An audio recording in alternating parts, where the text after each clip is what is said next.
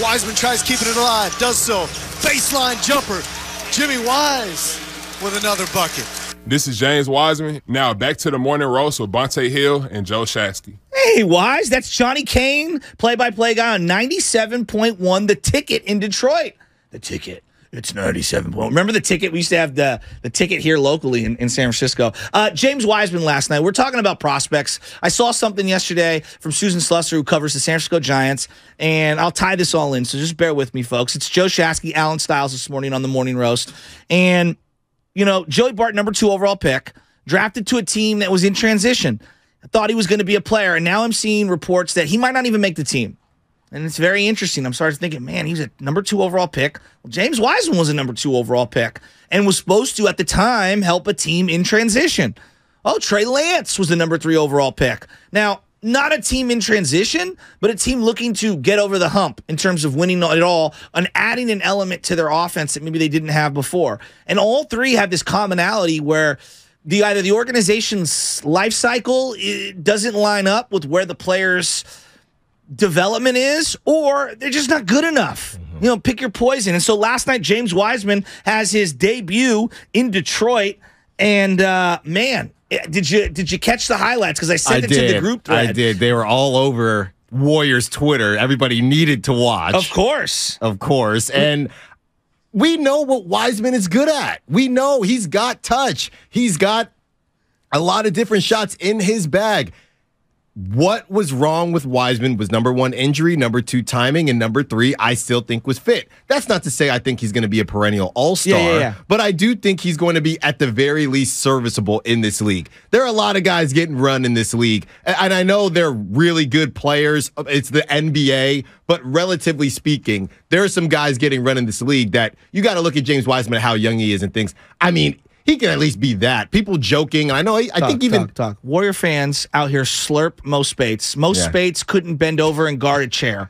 Well, I love Mo Spates, but come on. I love Mo Buckets. We love Mo Buckets. Our favorite player of all time, Steph Curry's a turnstile. Yeah. Again, I know he's Steph Curry. I'm not trying, but I'm just saying, like, we look for, he got cooked on this possession. Yeah, it's the NBA. Well, I was guys got full tool bags. Yeah, well, even Damon, I think it was last week, talking about how James Wiseman was closer to, I don't know if it was the China League or some league that is not the NBA.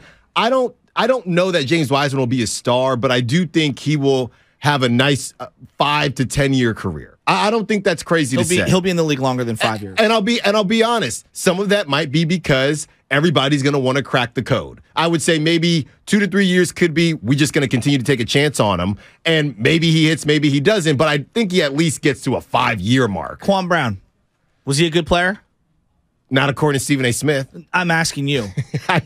No, not really. Yeah, he was a really solid NBA player. Solid. Yeah. Now, did he live up to the expectations of his draft status? Probably not. Played like 13 years in the league. Right. And was known primarily as one of the biggest busts in the history of the league.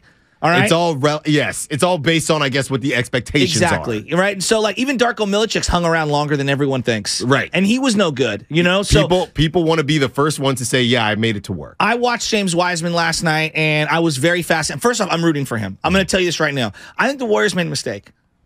Gary Payton Jr. ain't it, dog, for me. Like, you already have Dante DiVincenzo. They don't need a 6-foot perimeter guy who can't shoot. That was the weird thing, because Dante had really started to figure it out. Yeah, I do want to ask you something that hasn't... And I'm rooting for Wiseman. Of course. I do want to ask you something that hasn't come up at all. And no, I haven't watched a lot of Pistons basketball, but... Who has? But who's out here watching James Ivey lose by 20 every single night? Come on. Like, none of us are. I was watching strictly because I'm pulling for James Wiseman. Right. And it was good to see how hard he was playing. Like, he had 11 points, 5 rebounds, 19 minutes. Like, I was so happy for him. No, I know, but I'm saying even when the deal was being done, did anybody, and I know he's not a super baller or anything, but he can stroke it and he's got some size. I think he's 6'7", something like that. Did nobody think about keeping Sadiq Bey? Was that just a non-starter for everyone? You can't, because of the rules, that the trade has to go down exactly the way it is. Now, no, I'm saying before everything went down. No, I'm with you on that. I don't think they did. Let's put a bow on that for just a second. I want to get to Kerr's corner because we've got to squeeze this in right now, because Steve Kerr was actually talking about the failed James Wiseman situation, because that's what it is right now. Like, Warrior fans, like, I'll admit it. Like, it's a failure. And I wanted Wiseman. I'm hoping for Wiseman to be a player here. It didn't work. That happens in sports, and here's Kerr addressing it.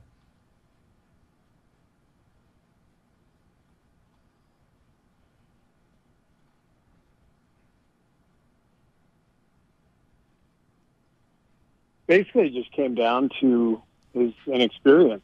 That's all, and where we are organizationally, trying to win a championship. And I know you've heard me say that before, but that's the answer. You're talking about a guy who just has very little basketball experience with the 3 games in college, and then the number of injuries he's had over 3 years. I think if I'm not mistaken, he's played maybe 60, 70 games, something like that. It's just not enough when you're talking about competing for a championship, and that's where the issue came. And I know Bob has talked about it. I've talked about it. We love James. We love his talent, love his character, and still feel that way. And bottom line, he just didn't have enough experience to be in the situation with this team, with this continuity, because I couldn't afford to give him the runway that he needed to make some mistakes and go out and play. That's Steve Kerr. That's Kerr's Corner here. He was talking with Damon yesterday. Steve Kerr's a great coach. He's great. He's going to go down as an all-time coach. This whole Wiseman situation doesn't sit well with me. Name a coach who doesn't have a couple of players on their resume that they woulda, coulda, shoulda, and wanted some do-backs. Right. All right? This is a guy, you played Alfonso McKinney in the finals, for Christ's sake, Steve Kerr. You played Patrick McCaw in the finals. Jordan Bell in the finals, heavy minutes. And you can't find a couple of minutes for James Wiseman? I'm sorry. On a worse team? You could argue a worse team. I just, two things can be true. Kerr can be great, and I can also think, stop with we really love James. And no, you didn't. You didn't. It didn't work out because you refused to have any patience whatsoever for any young players. Yet you are slurping over yourself for the Anthony Lambs of the world. Both can be true. Both James can be underwhelming, but you can also admit you don't like playing young players. No. When it's all said and done, depending on, let's say James Wiseman does get a couple All-Stars under his belt. When it's all why do we? I love you. But he's got to prove he could play. But I'm saying, but I'm just saying, Steve Kerr's not going to regret anything if James Wiseman ends up being trash, is what I'm saying. Okay. He's not going to regret it if James Wiseman gets a runway in Detroit and still does nothing. So the only way we can even have, I guess, anything possibly negative to say about Steve Kerr is if we assume James Wiseman could get better. If he doesn't get better, then Steve Kerr was right.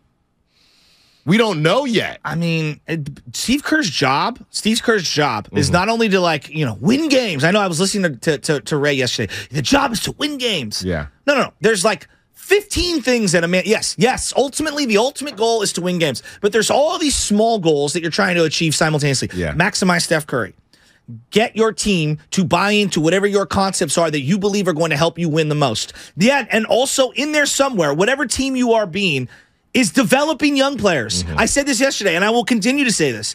Name me a business outside of a LeBron James-led team. Name me a business in America that isn't trying to be the most profitable they can be, meaning equivalent, win games, while also develop someone at the bottom rung for leadership role. Name a company.